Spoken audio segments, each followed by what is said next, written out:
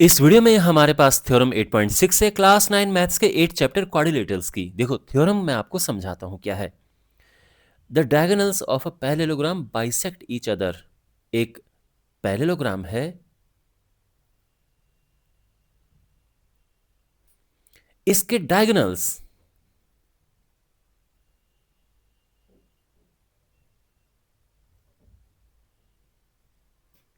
एक दूसरे को बाइसेक्ट करते हैं। तो कहने का मतलब यह है कि अगर हमारे पास एक पैरेललोग्राम ABCD है, इसके दो डायगोनल्स हैं AC एंड BD, ये एक दूसरे को काटते हैं, इंटरसेक्ट करते हैं O पे, तो ये बाइसेक्ट करेंगे। यानी यहां पे क्या हो, देखो जो हमने प्रूव करना है, जो थ्योरम है वो ये है कि ये और ये बराबर होंगे और ये बराबर होंगे अगर ये एक पैरेललोग्राम है। समझ गए? तो ये ध्यान रखना, ठीक है। वैसे भी ये जो थ्योरम्स आपके पास हैं आपको ध्यान में भी रखनी है। ये पैरेललोग्राम है तो इसके डायगोनल्स एक दूसरे को बाइसेक्ट करते हैं। बाइसेक्ट करना होता है दो बराबर पार्ट में डिवाइड करना। तो यानी OA is equal to OC होगा और OB is equal to OD होगा। ठीक है, मैं ये चीज यहां पे लिख देता हूं। गिवन क्या है? गिवन है कि ABCD इज अ पैरेललोग्राम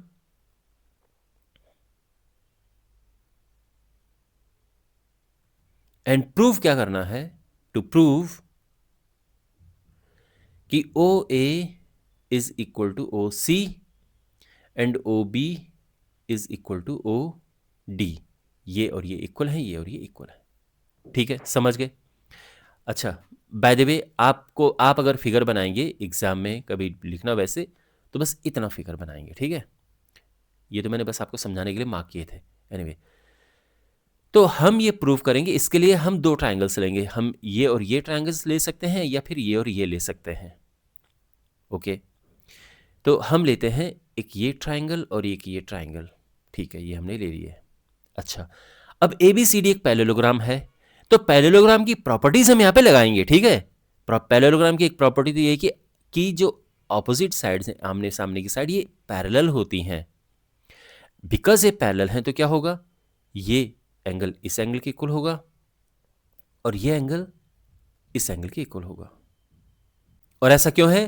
देखो, बिकॉज ये लाइंस पैरेलल हैं, ये ट्रांसवर्सल है, ये भी ट्रांसवर्सल है।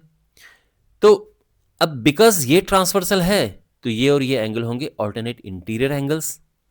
और सिंस ये ट्रांसवर्सल है तो ये और ये होंगे ऑल्टरनेट इंटीरियर एंगल्स। भाई देखो, हमारे पास जब दो लाइंस होती हैं और ये पैरेलल हैं, तो जो भी लाइंस इस तरह से कट करती हैं इन सबको हम ट्रांसवर्सल लाइंस कहते हैं। ये सारी ट्रांसवर्सल हैं।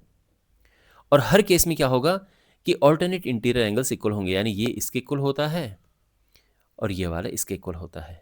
ऐसे यहां पर है, ये एंगल और ये एंगल इक्वल होते हैं, ये वाला एंगल इस एंगल के इक्वल होता है। और ऐसे ही यहां पर है। समझ गए ना? तो ऐसे ही हमने यहां पे किया कि ये पैरेलल हैं, ये ट्रांसवर्सल है, तो ये और ये ऑल्टरनेट इंटीरियर एंगल्स हैं और ये इक्वल हैं। इसी तरह से ये पैरेलल हैं, ये ट्रांसवर्सल है, तो ये और ये ऑल्टरनेट इंटीरियर एंगल्स हैं और ये इक्वल हैं। समझ गए? इसके अलावा पैरेललोग्राम की अपोजिट साइड्स इक्वल होती हैं, तो ये और ये इक्वल है। ठीक है, AB is equal to CD। तो यहां पे देखो, यहां पे ये एंगल इस एंगल के इक्वल है, ये साइड इस साइड के इक्वल है और ये एंगल इस एंगल के इक्वल है। तो एंगल साइड एंगल से ये दोनों ट्राइंगल्स हो गए कॉन्ग्रुएंट प्रूफ। और एक बार ये कॉन्ग्रुएंट प्रूफ हो गए तो CPCD से हम कह सकते हैं कि ये और ये इक्वल है और ये इक्वल है। तो आई होप आपको समझ आ गया होगा कि हम किस तरह से इसमें आगे बढ़ेंगे। तो यहां पे लिखते हैं कि इन ट्राइंगल AOB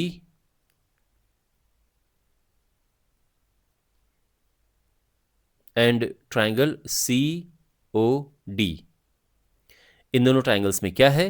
देखो, angle OAB is equal to angle OCD। क्यों? बिकॉज ये है alternate interior angles.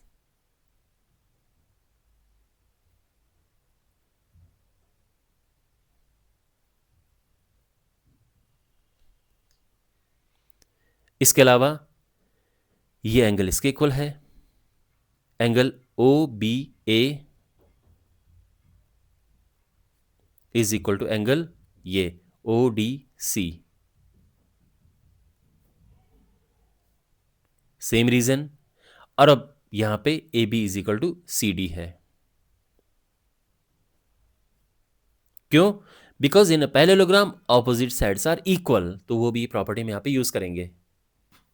In a parallelogram opposite sides are equal, therefore triangle A O B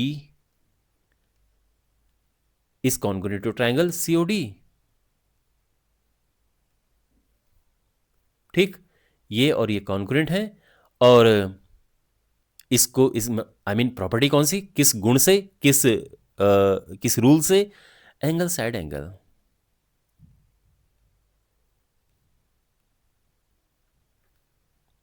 यहां तक समझ आ गया? तो ये दोनों ट्राइंगल्स कॉन्ग्रुएंट प्रूफ हो चुके हैं। ठीक है, बाय द वे ये हम हटा देंगे यहां से, इतना फिगर हम रखेंगे। और एक बार ये कॉन्ग्रुएंट प्रूफ हो चुके हैं तो फिर O A is equal to O C, therefore O A is equal to O C, ये है सी पी सी टी से, एंड